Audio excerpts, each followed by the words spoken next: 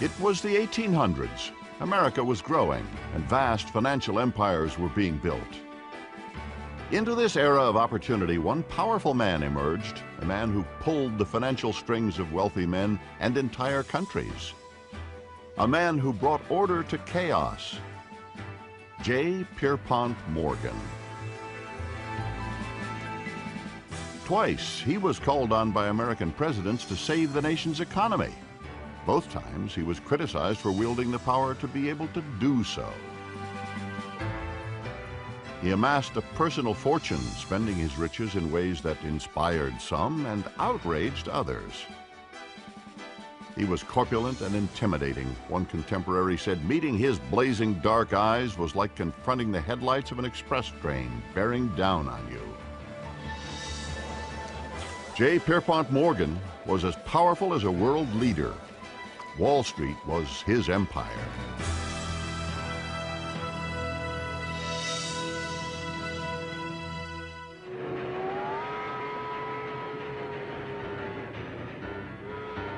In 1837, the new steam engine was beginning to transform America, creating new and exciting opportunities. It was into this world of possibility that John Pierpont Morgan was born on April 17th in Hartford, Connecticut. The eldest son of Junius Spencer Morgan, a well-to-do businessman, and Juliet Pierpont Morgan, the daughter of a fiery preacher and poet. Young Pierpont was greatly influenced by both of his grandfathers. Every Sunday, he accompanied his grandfather Joseph Morgan to the local Episcopal church.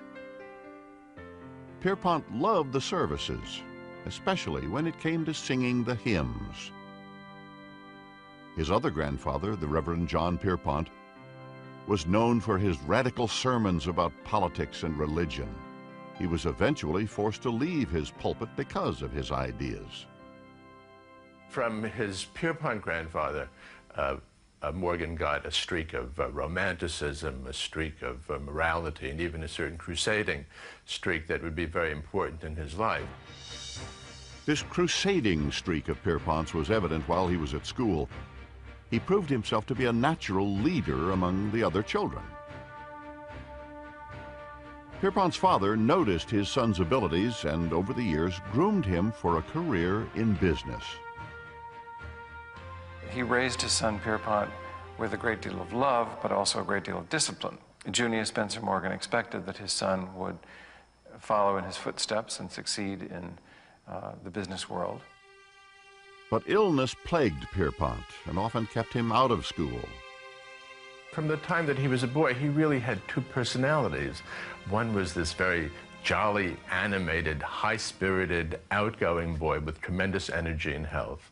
But then he would suddenly get these fainting spells, and that was accompanied by a personality that was more that of a brooding loner. Forced by illness to spend time alone, Pierpont perfected the game of solitaire, a game he played to relax when he felt tense or nervous.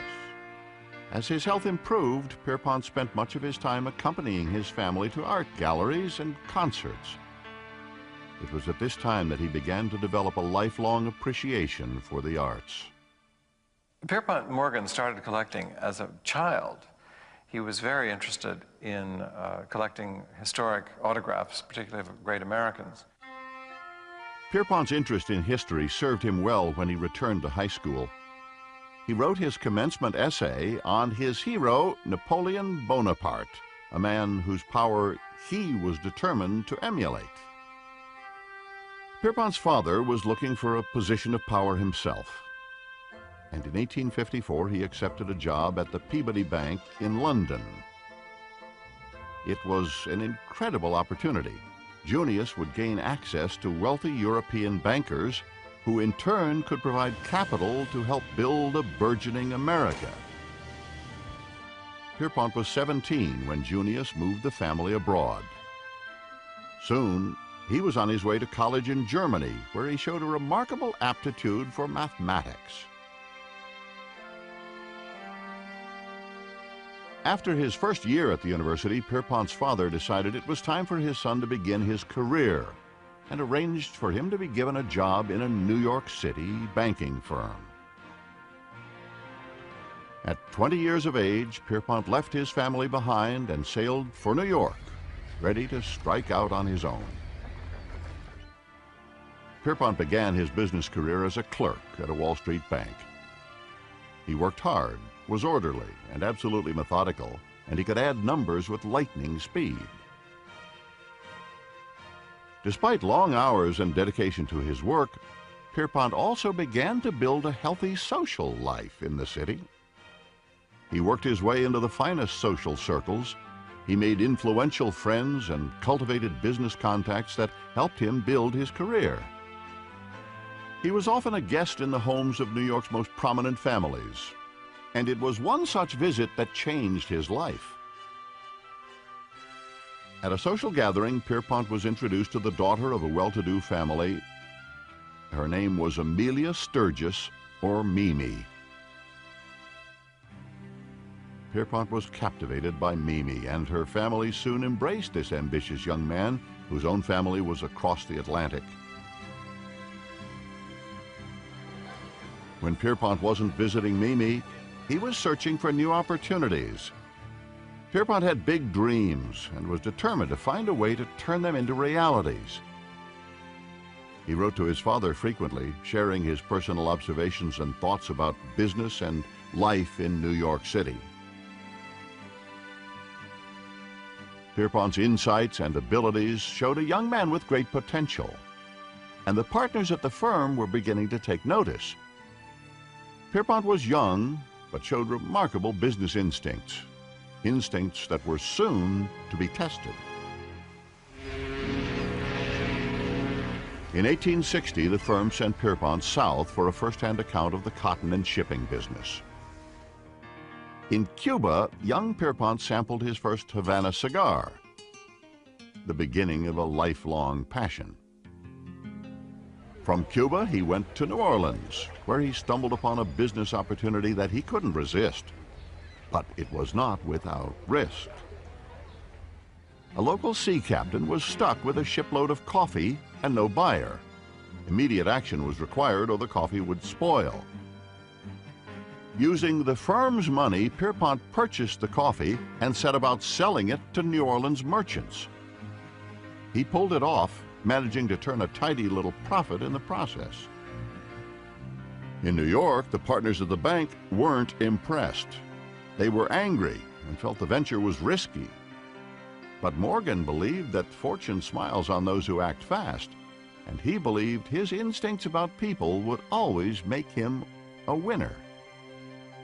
He said the real risk was that he had misjudged the character of the captain, and that the captain would have lied to him. And this is sort of the quintessential issue of Morgan, that he was able to look at people and immediately make a judgment of their character and of their integrity, and one of his greatest strengths. With his modest success in New Orleans, Pierpont soon found that his ambition outstripped the opportunities the bank offered. So in 1861, impatient and determined to set off on his own, he left the bank to go into business for himself. Pierpont worked with his father to invest European money into American industry. Times were turbulent, however. Civil war threatened the country. But young Pierpont was smart and was backed by a powerful and influential father. America needed capital to grow, and Pierpont Morgan wanted in on the action of supplying it.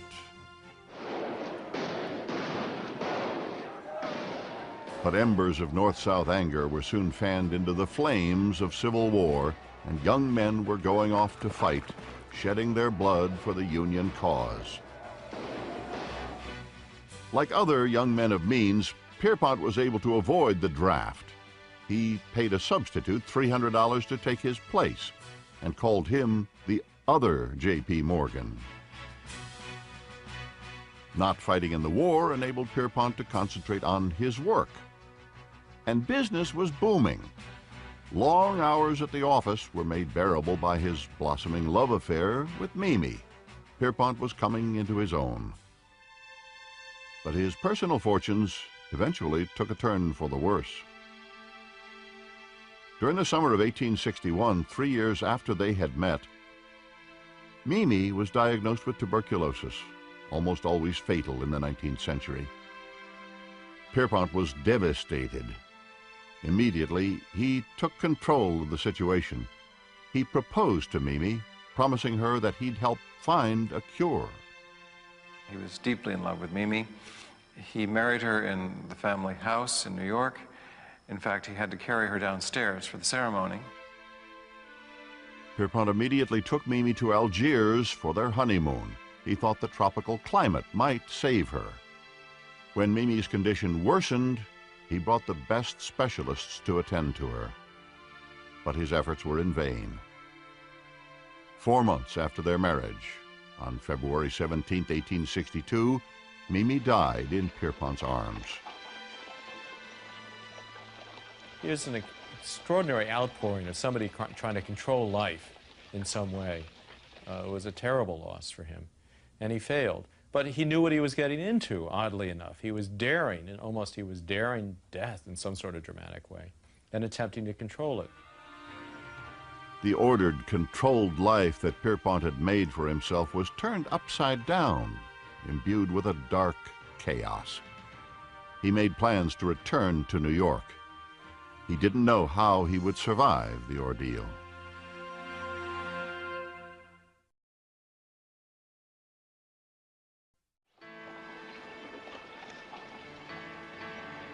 In the winter of 1862, Pierpont Morgan's beloved wife of only 4 months had died in his arms. He returned to New York a changed man. The loss was so powerful that, in a way, it forced him to keep his genuinely emotional nature under tight control. Pierpont immersed himself in his business. It helped him deal with the loss of Mimi. He continued to work with his father, directing European investments into American industry. Pierpont was looking for a larger platform, but for now, attending to his father's wishes kept him busy and helped him overcome his grief. However, not all his time was taken up with his new business ventures. He found distraction and entertainment in his social activities around town.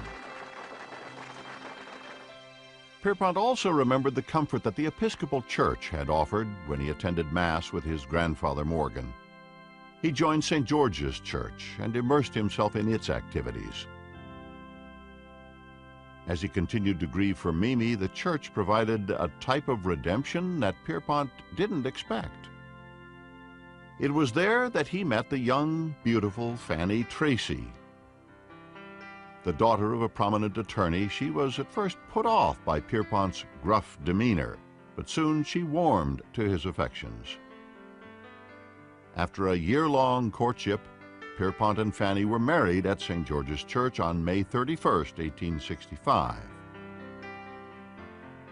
In their first year together, Fanny gave birth to a daughter. They named her Louisa. Over the next several years, Fanny gave Pierpont a son and 2 more daughters. Pierpont bought a beautiful summer home for his growing family. It was a large Victorian house with a view of the Hudson River. But once again, Pierpont's health began to fail. He was plagued by frequent headaches and dizzy spells. He also suffered from a skin condition called acne rosacea. It had the terrible effect of inflating his nose, and it was really just an awful eyesore. And for that reason, all the pictures of Pierpont are actually retouched to reduce the size of his nose. Pierpont's doctors recommended rest and relaxation. He took their advice by choosing a new hobby that not only improved his health, but his business prospects as well. He bought a 165-foot yacht and named it the Corsair. On the Corsair, business and pleasure went hand in hand. Pierpont's prospects were bright. At 33 years of age, he had a beautiful family, a yacht, 2 homes, and was earning more than $75,000 a year. a huge amount in a time when $2,000 was a comfortable living. He even thought of retiring, but once again his father intervened. To change Pierpont's mind, Junius suggested a partnership with the powerful banker Anthony Drexel. Under Pierpont's leadership, the new company quickly became a powerhouse in international finance. Pierpont's power grew rapidly, and with it, his reputation as a man who could influence events. With all thoughts of retirement completely out of his head, Pierpont was determined to make his mark. In 1879, he got his chance. He was approached by William H. Vanderbilt, heir to the Vanderbilt fortune. Vanderbilt wanted to sell 250,000 shares of stock in the New York Central Railway. The deal was tricky. Such a vast sum was involved that chaos in the market was almost guaranteed. Well, Pierpont accepted the challenge and, with a combination of stealth, cunning, and brilliance, pulled off the near impossible feat. He successfully sold all of Vanderbilt's shares without shaking the market. For Pierpont, the Vanderbilt deal was a turning point. In return for his services, he had demanded a seat on the New York Central's board of directors. It was a brilliant power play and gave Pierpont financial control over the railway.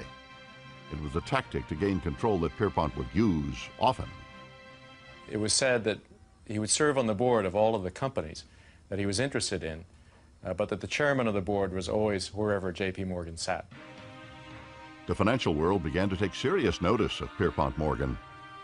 He was fast becoming Wall Street's darling deal maker, and his reputation for business savvy was matched only by his reputation for getting what he wanted. Physically, Morgan was an overwhelming presence. He had piercing black eyes that could seem to look through people and read their minds. He had his enormous, disfigured, discolored nose that intimidated people, and he knew it. Morgan was called upon to use his power and influence to clean up another financial mess. Two of the largest railroads in America were locked in a destructive financial battle. They had built lines next to each other in their attempts to compete. But competition had created chaos. Money was wasted on unproductive and unprofitable new tracks. Collapse of one or both of these railroads was imminent and would spell disaster for investors, many of whom were represented by Junius and Pierpont Morgan. Pierpont was called in to help. As far as the British investors were concerned, the railroads were the Wild West, wild, woolly, and lawless, and they felt that Pierpont Morgan was the sheriff who would ride in and clean it up. Pierpont's strategy was a stroke of genius that revealed his determination to have things his way. His solution was to call a meeting of railroad owners aboard his yacht. Just a leisurely boat ride along the Hudson to discuss a possible agreement. Once aboard, Morgan let the men know that he expected a compromise. Time passed. The boat sailed up and down the Hudson River. It was soon apparent that Morgan would not let the railroad owners off the boat until they came to an agreement. Morgan was a very flamboyant and almost operatic figure, and like all great actors, he liked to have great stage sets for his big set pieces. He found that very often, in order to get a business deal, it helped to isolate people and also to set a deadline. Morgan's plan worked. The railway owners agreed to stay out of each other's territory. Morgan's outrageous tactics earned the agreement a special name. It became known as the Corsair Pact. By the end of the 19th century, Pierpont Morgan had become a tycoon in his own right. He was no longer living in the shadow of his father. But once again, just as he was enjoying his success, a series of personal tragedies struck. In the winter of 1884, Pierpont's mother, Juliet, died in London.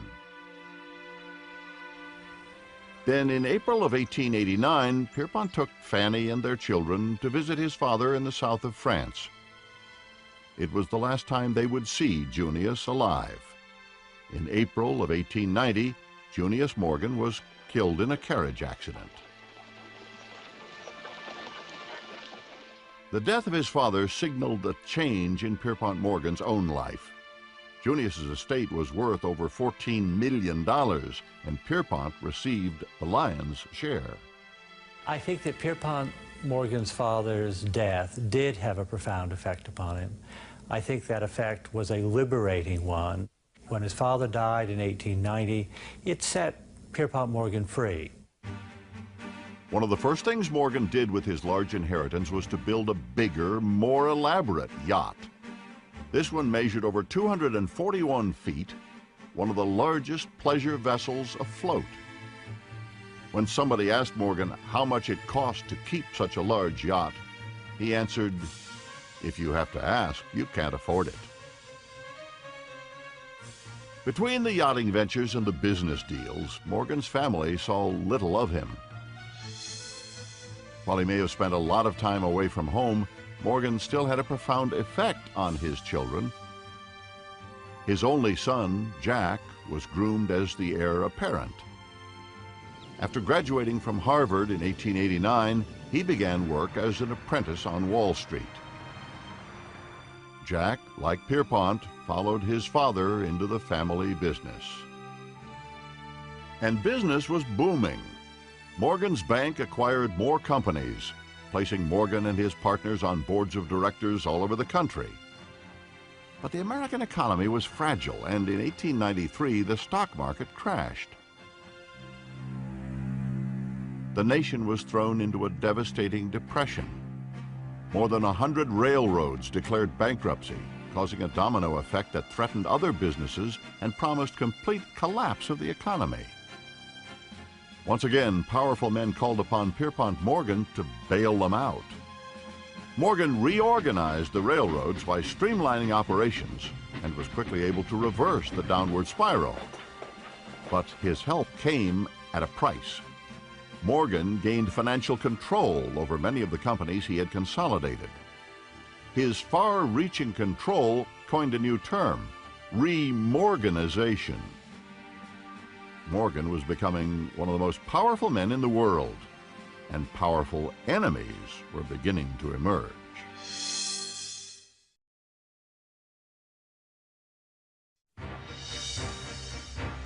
By 1893, J. Pierpont Morgan was one of the most powerful men in America. But life wasn't all business for Morgan. He frequently traveled to Europe, voraciously collecting rare books and great art. Shortly after his father's death in 1890, he began to collect on a massive scale. And within a very short time, he became, quite simply, the greatest art collector of modern times. He had only one steadfast rule. If he wanted it, he bought it. He was intent on owning the world's greatest art. His efforts invited comparisons to Napoleon, a parallel to Morgan's childhood idol that would have thrilled him. He once wrote a letter to his sister saying, "I'm done with the Greek antiquities, I am now at the Egyptians." He was like a freight train going from one period of art history to another. He was like a freight train in business as well. He was now 58 years old, and his personal share in his company was worth more than $4 million. But Morgan was still looking to expand his influence. The opportunity almost brought disaster. As a result of the Depression of 1893, the federal government's gold reserves had dropped to an alarmingly low level. Without gold, the government's guarantee to pay its debts was meaningless. Foreign banks, heavily invested with American assets, became alarmed and began withdrawing even more gold. By 1894, the situation was so grim that it looked as though the United States government would go broke. Morgan moved fast. He devised a plan in which American and European bankers would invest gold directly in the government, saving it from collapse. The offer of relief was quickly taken to the President of the United States, Grover Cleveland. Morgan played solitaire in his library as he awaited the President's response. When the answer finally came, it was a disappointment. The President had rejected Morgan's plan. Instead, he backed a plan to raise the money by selling bonds directly to the public. Even if President Cleveland had agreed with Morgan, his hands were tied. Only Congress could borrow money for the United States, and many congressmen were determined to keep Wall Street power brokers like Morgan from controlling the Treasury's coffers. But Morgan knew that the government didn't have time to sell bonds to the public. He was certain that his plan was the nation's only hope. Determined to get his way, Morgan sped to Washington, but was told that the President would not see him. Morgan's reply was swift and gruff. "I have come down to Washington to see the President, and I'm going to stay here until I see him." I think Pierpont Morgan certainly felt that he was the equal of the President of the United States. The next morning, word came from the White House that Morgan would be received. During the meeting with the President and other cabinet members, the United States Treasurer was given an urgent message. Turning to the group, he announced that only $9 million in gold was left in the Treasury. Morgan seized that opportunity. He pointed out that he knew of a $10 million draft about to be presented against the Treasury. "If that $10 million draft is presented, you can't meet it," declared Morgan. "It will be all over by 3 o'clock. President Cleveland thought it over. "What suggestions do you have to make, Mr. Morgan?" Morgan had a plan. He had discovered an outdated statute from the Civil War. It allowed the Treasury to buy gold. No longer used, but still in effect, it was the loophole needed to circumvent Congress and allow the Treasury to implement Morgan's plan. President Cleveland agreed. Within days, the flow of gold began to run back into the Treasury, completely halting the financial crisis. Many hailed Morgan as a hero, praising his patriotism and selflessness. Others accused him of manipulating the government and collecting a profit. People began to decide that Pierpont had too much power to be able to save the government of the United States. It's an extraordinary thing. And therefore, the only way that he could have done it is by having some sort of evil capability. With the chaos, uncertainty, and intense criticism that often plagued Morgan's life, there was one source of stability: St. George's Church. The Reverend Rainsford, one of the few close friends Morgan had, said, "Sometimes I found him kneeling in prayer or reading or singing a hymn without organ and alone. No one but the aged sexton and myself knew that the great master of men and things was worshiping in the temple." But this great master of men and things had another side. Morgan was known for enormous appetites. He consumed enormous quantities of port, sherry, and wine with dinner. He had breakfasts so large they could have killed a horse. His appetites extended to other areas as well. He was often seen in the company of women other than his wife, and was known to throw extravagant parties on the Corsair. It was said that he lavished his women with gifts of diamonds, furs, and money. His name was connected romantically with theater stars Maxine Elliott and Lillian Russell. He was a very strong believer in the double standard, even as he became involved with other women. Pierpont once made a very telling comment that there are always two reasons why a man does something: a good reason and the real reason. And he was always very respectful of Fanny. He was very discreet about the various escapades that he went through. Morgan's passionate nature extended to his business enterprises. In 1901, he undertook the largest business transaction in modern history: the purchase of Carnegie Steel. Carnegie Steel was the crown jewel in the Morgan Empire. When asked to name his price, Andrew Carnegie jotted down a figure on the back of an envelope. Morgan looked at the price, $493 million, and immediately said, "I accept." With Carnegie Steel under his belt, Morgan formed the United States Steel Corporation in March of 1901. Its stock was valued at $1,400 million. Morgan had created the world's first billion-dollar corporation. But his enormous power now brought public scrutiny. After his creation of U.S. Steel, he controlled somewhere between 60 and 70% of the American steel industry. He controlled a third of American railways at a time when railway stocks comprised 60% of all the stocks on the New York Stock Exchange.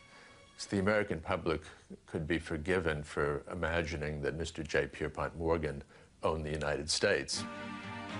Morgan had reached the pinnacle of his power, and it looked as though nothing could stop him. Right after the creation of U.S. Steel, Morgan formed another massive company, merging two of the nation's largest railroads. It was called Northern Securities. To Morgan, the company would provide stability among the railroads, positively influencing the American economy. To others, it was a monopoly that gave J. Pierpont Morgan a carte blanche to amass more wealth and power. With his unprecedented success on Wall Street, Morgan thought that his power and control could easily be extended to Washington politics.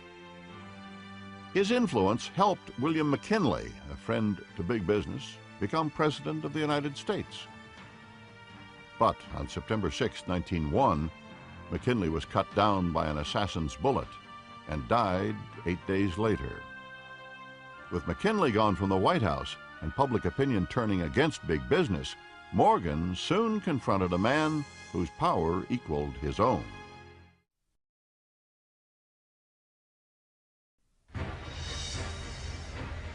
New York in 1901 was buzzing with power, money, and influence.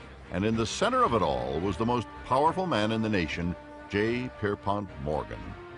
He had a very powerful presence. Descriptions of him walking up and down Wall Street, pushing people out of the way. But the fact is, he didn't have to push people out of the way. They saw him coming and they leapt out of the way. And he needed all his power and influence as events forced Morgan into the toughest fight of his life. Theodore Roosevelt became president after McKinley's assassination and immediately set out to rethink government support of big business. He was an unknown entity, but to the extent that people in New York knew his record, they also knew that he was something of a loose cannon who had gone on record as criticizing businessmen. 4 months after Roosevelt became president, Morgan found out firsthand where that cannon was pointing. The Attorney General of the United States, Philander C. Knox, set out to prosecute Morgan's Northern Securities Company for breach of the Sherman Antitrust Act of 1890. Roosevelt was determined to break up the trusts and return power to the little guy, and he would use Morgan to set the example. For the second time in his career, Morgan rushed to Washington to see the president. In a meeting at the White House, Morgan protested to Roosevelt that he should have been given a chance to restructure Northern Securities himself. "That is just what we did not want you to do," the president replied. "If we have done anything wrong," said Morgan, "send your man to my man and they can fix it up." "That can't be done," Roosevelt said. The Attorney General added, "We don't want to fix it. We want to stop it." Morgan was furious. No politician would tell J. Pierpont Morgan how to run his business. Morgan went to the courts and fought the breakup of his company, but the decision was upheld by the Supreme Court. Northern Securities was officially dissolved. Pierpont Morgan resented Theodore Roosevelt, finally. And once when he heard that Roosevelt was going off to Africa on a safari, Morgan said, "Good, I hope the first lion that meets him does his duty." Morgan knew he had been beaten, but he wasn't about to give up. He was still powerful and just as determined to control and influence events as ever. Despite their father's frequent absences and his immersion in business affairs, Morgan's children were successful and well established in their personal lives. Morgan delighted in his grandchildren. His gruff demeanor softened when he was around them. With his children on their own, Morgan had more time to pursue his travels and his collecting. But his purchases had outgrown his house, so he decided that he would have a library built to display his treasures. He spared no expense. That a building of this magnitude would be built as a private library for a private person in New York was an extraordinary thing. Morgan also gave enormous amounts of money away. In addition to his numerous charities, he gave close to $2 million to build monuments to his father at Harvard University and the Wadsworth Atheneum, a museum in his hometown of Hartford. It was in his new library, however, that Morgan would achieve his final crowning glory. In the fall of 1907, another panic hit Wall Street. One of America's largest trust companies had collapsed, sending shockwaves throughout the American economy. In Washington, President Roosevelt saw political disaster loom large. Immediate action was required, and Roosevelt's advisors knew that there was only one man with the power to save the nation. The president who had prosecuted Morgan for having too much control was about to hand that control back to him. Roosevelt sent the Secretary of the Treasury to New York with $25 million in government funds to be placed at Morgan's disposal. Morgan used the money strategically and bought the national economy some time. But there was more work to be done. The public was in a panic. Trusts were continuing to fail as people rushed to withdraw their money. The situation looked desperate, but Morgan had a plan. He reasoned that by rescuing the failing trusts, it might reverse the downturn and restore public confidence.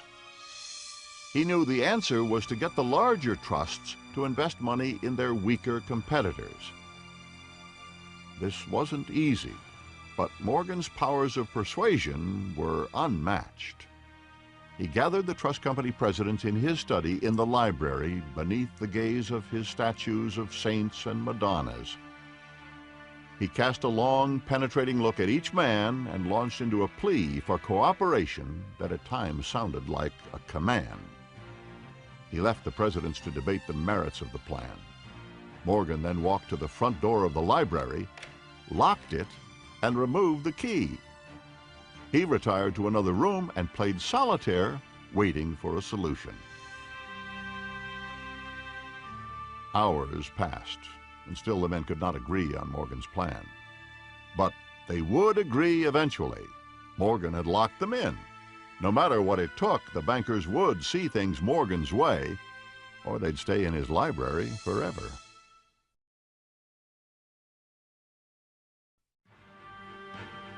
With the entire economy in peril, the nation's most influential men were locked in Pierpont Morgan's library. All night, they tried in vain to work out a solution to the financial crisis. Throughout the night, the bankers went to Morgan with compromises or other suggestions. And he would be sitting at the desk and he would be flipping his cards. And one of his lieutenants would come in and say, Mr. Morgan, the bank presidents have proposed a $10 million loan. And he would be flipping his cards and he would look up and he would say, it's not enough. Flick his cards again. In the early hours of the morning, Morgan marched into the study. The men still had not come to a solution, but Morgan had. He pushed a contract drawn up by his partners and a pen into the hand of the leader of the trust company presidents. He pointed to the contract and said, here's the place and here's the pen. Completely exhausted and beaten down, the president signed and the others followed. The trusts had agreed to contribute to the $25 million pool. Within days, the economy rallied. Morgan's return to Wall Street during the Panic of 1907 signaled the last time that the United States would allow a banker to control the nation's resources the way Morgan had. Soon, the federal government set up formal agencies to do what Morgan had done single-handedly, protect the national economy. Prior to 1913, we did not have a Federal Reserve Board in this country. We had J. Pierpont Morgan. He was like a one-man central bank. Shortly after the crisis of 1907, Morgan went into semi-retirement. He was tired. Now in his 70s, he spent time traveling and collecting art. In the United States, the debate over Morgan's influence continued. Public opinion turned firmly against big business. In 1912, a Senate committee was set up to investigate what they termed the money trusts on Wall Street. Morgan was ordered to appear in Washington in December. Samuel Untermeyer, an affluent New York City trial lawyer, asked the questions for the committee. Morgan was grilled for hours, but in one line of questioning, he was able to redeem his actions in the eyes of a wary public. Untermeyer asked Morgan, "Is not commercial credit based primarily upon money or property?" Morgan answered, "No, sir. The first thing is character." "Before money or property?" Untermeyer countered. "Before money or anything else," Morgan replied. "Money cannot buy it because a man I do not trust could not get money from me on all the bonds in Christendom." Spectators applauded.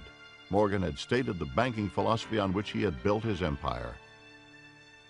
But his reign as the emperor of American finance was over.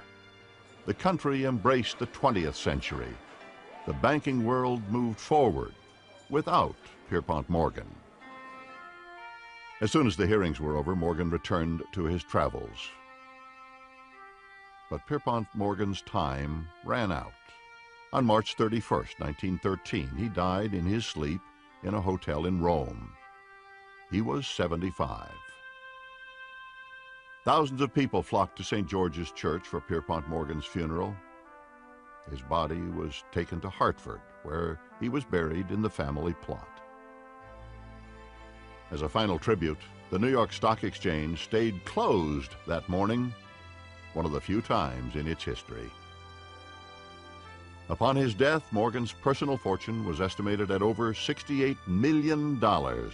His art collection alone was worth another $60 million. His wife Fanny lived well into her 80s, dying in the home she shared with her husband. Morgan's son Jack took control of JP Morgan and Company, which held control over banking and other institutions with assets of over $2 billion. The firm still exists today. Morgan left his greatest treasure, his art collection, to the American people. Many of his works were donated to the Metropolitan Museum of Art and the Wadsworth Athenaeum. The Pierpont Morgan Library, opened to the public in 1924, stands as a beautiful monument to the awesome power that one man was able to amass in the course of a lifetime. In a way, Pierpont Morgan is our Napoleon. We're fascinated by him. We're fascinated by his sense of control over his environment. We're fascinated by his successes. We're even more fascinated by his failures and his escapes. After Morgan's death, his once bitter rival Theodore Roosevelt summed up Morgan's life. "Mr. Morgan was politically opposed to me, yet whenever I was brought into contact with him, I was struck not only by his very great power, but by his sincerity and truthfulness." J. Pierpont Morgan used his integrity and his influence to transform Wall Street at the turn of the century. In the process, he changed America forever.